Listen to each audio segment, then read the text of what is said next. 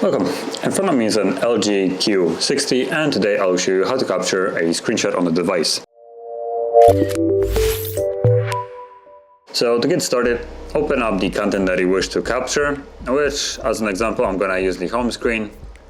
So whatever the content is, you want to have it open on your screen and visible, like my home screen is.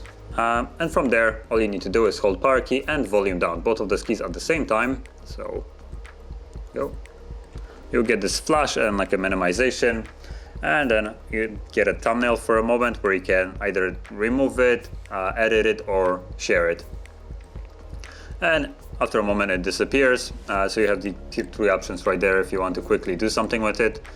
And the screenshot itself can now be found also if you chose to not delete it, and the screenshots in your gallery. So you can see it right here.